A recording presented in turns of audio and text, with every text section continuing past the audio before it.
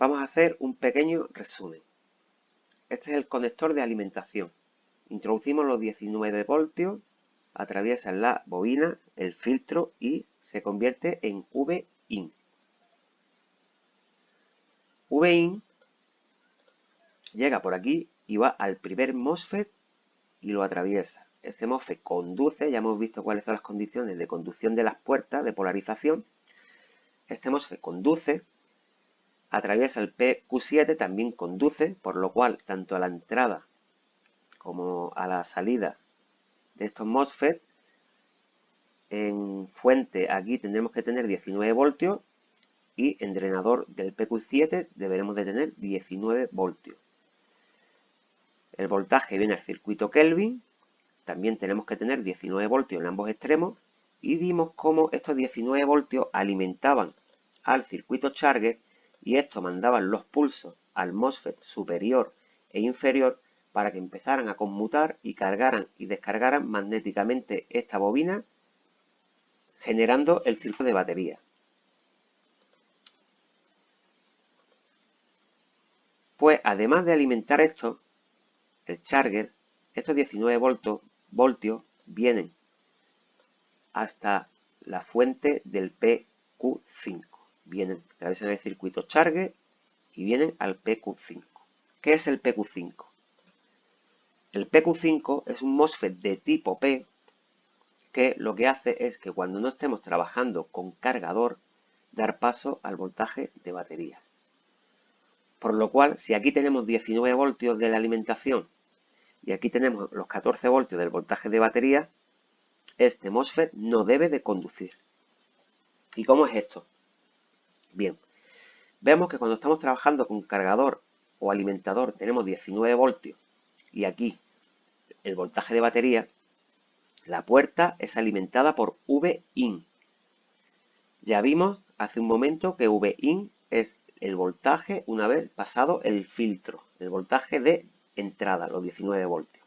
Por lo cual, la puerta tiene 19 voltios y este MOSFET no conduce.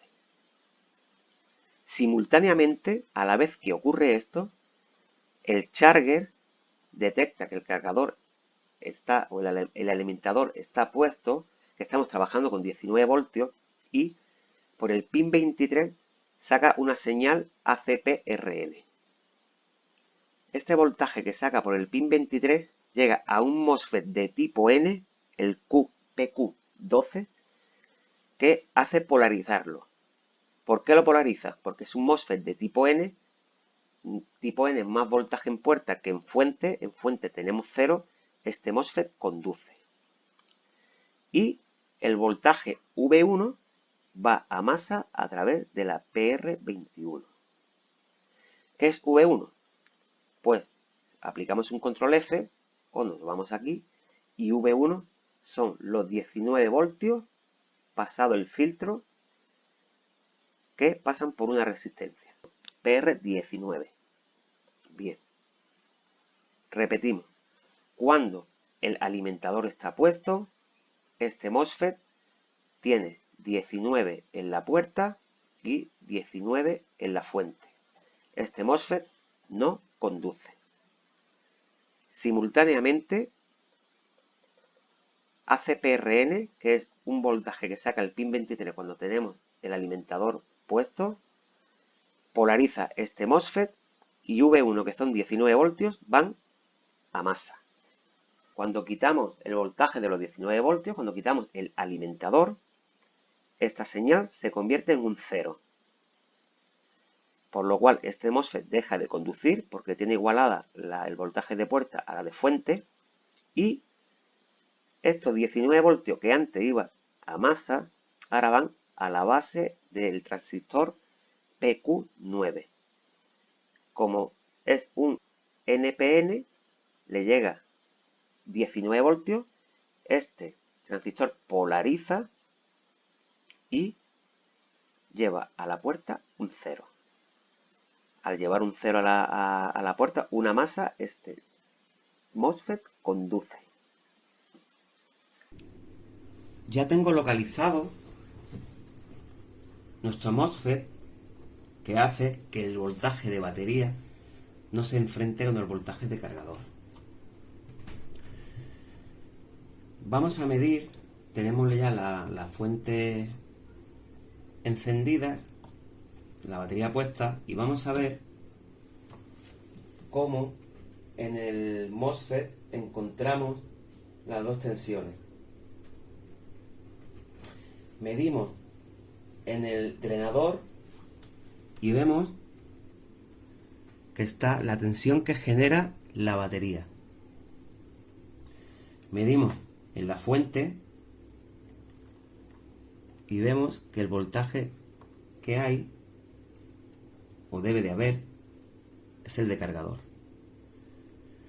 Si ahora yo apago la fuente, estos 19 voltios se deberían de quedar en 14, que es el voltaje de batería. Ahí está. El selector interno que tiene el charger ha polarizado la puerta del MOSFET y deja pasar el voltaje de batería. Si yo enciendo la fuente, veremos cómo el charger hace que la puerta del MOSFET no polarice y suba a 19.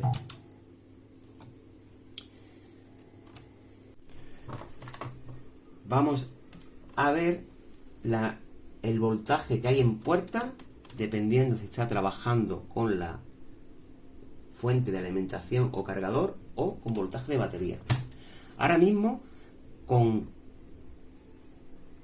el cargador quitado o la fuente apagada, vemos que en la puerta hay 0 voltios. Tenemos 14 voltios en el drain y 14 voltios en la fuente, por lo cual está trabajando con batería. Al ser un transistor de tipo P, tiene que haber menos voltaje en puerta que en fuente. En puerta hay 0 y en fuente hay 14. Por lo cual, este transistor conduce. En el momento en que conectamos la fuente o el cargador, tenemos 19 voltios en puerta. Por lo cual, al ser un transistor de tipo P, no conduce y nos permite separar la tensión de batería de la de cargador.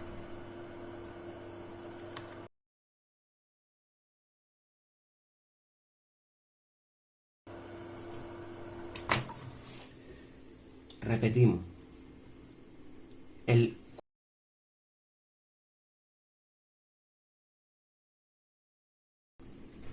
Es el encargado de separar la tensión de batería de la de cargador.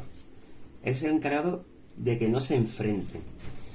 Este MOSFET, su puerta es activada por el circuito Charger.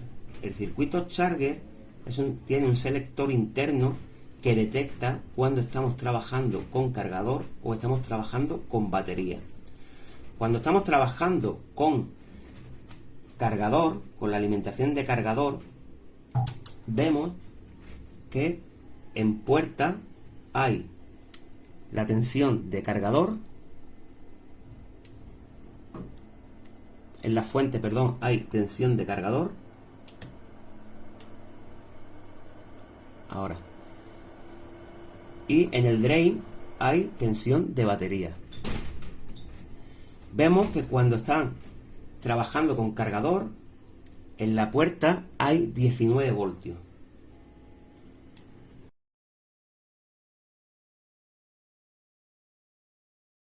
Como es un MOSFET de tipo P, debe de tener menos voltaje en puerta que en fuente. Este MOSFET no conduce y permite que las tensiones no se enfrenten. En el momento en que quitamos nuestro cargador, el charger detecta por su selector interno que hemos quitado el cargador y a la puerta del MOSFET la deja a 0. Al dejarla a 0, este diodo conduce 14 voltios en drain y 14 voltios en fuente. Al ser de tipo P, debe de tener menos voltaje en puerta, que tiene 0, que en fuente, que hay 14. Conduce.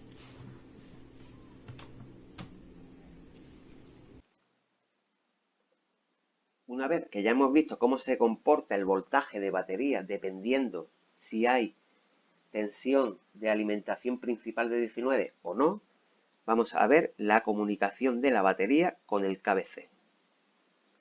Aquí vemos que por el pin 6 y pin 5 saca dos señales que van directamente al KBC. S-SMB-DA1 y S-SMB-CK1. Estos son dos buses por el cual la batería informa al KBC y el KBC también va mandando información a la batería y sirve para informar al KBC del estado de la misma, de los ciclos de carga, temperatura o alguna otra anomalía, o que no hay ningún problema, está funcionando perfectamente. Pues a través de estos buses que llegan al KBC, este es informado. Estas dos señales, una es de reloj SMB-CK1 y otra es de datos.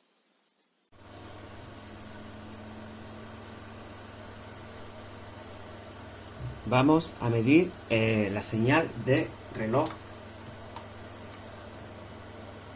del bus de reloj que llega y envía el KBC. Y esta es la señal que nos da de comunicación. Hemos hecho una captura.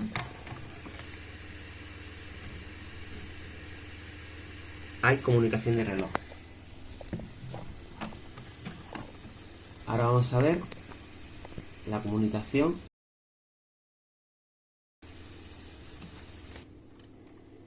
pin número 3.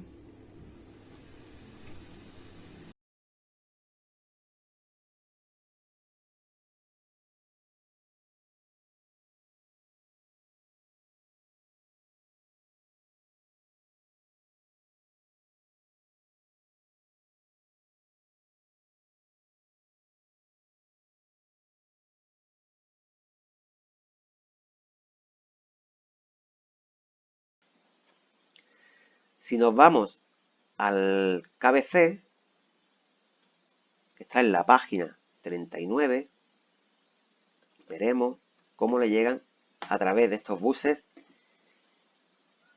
la señal de reloj y de batería, y de datos, perdón. Aquí vemos que por el pin número 77 le está llegando la señal de reloj y por el pin 78 le está llegando la señal de datos.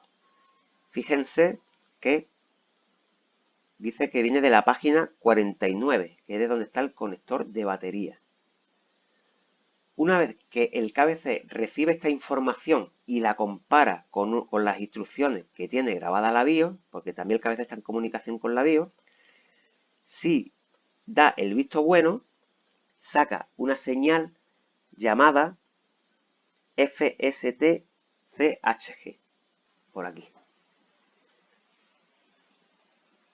Pues lo que decíamos antes, cuando el KBC recibe la señal de reloj por el pin 77 y de datos por el pin 78, esta información la compara con otra información que tiene la BIOS y el resultado lo saca por el pin 74 llamado FST-CHG.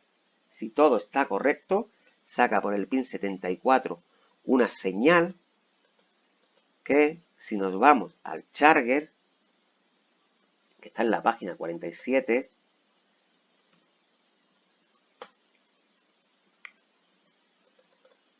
vemos que le llega a través del pin 3 en Enable. Esto es un pin de habilitación. Por tanto, cuando el KBC es informado por los buses de reloj y datos del estado de la batería comparándola con las instrucciones que tiene la BIOS, saca por uno de sus pines esta señal que activa la carga y descarga de los MOSFET hacia la bobina para que ésta genere el voltaje de batería.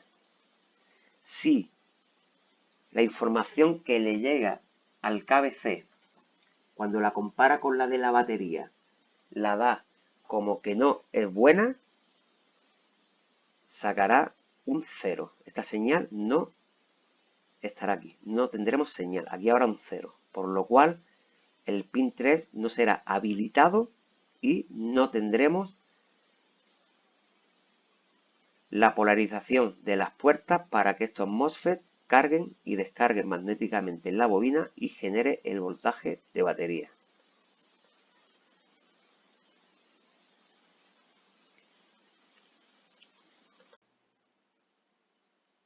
En esta otra configuración vemos cómo el KBC no manda ninguna señal de enable al charger, sino que los buses de reloj y datos informan directamente al charger. Y dependiendo de esta información, el charger activará o no activará la carga de la batería. Pero vemos que estas dos señales no se convierten en un enable como en el ejemplo anterior.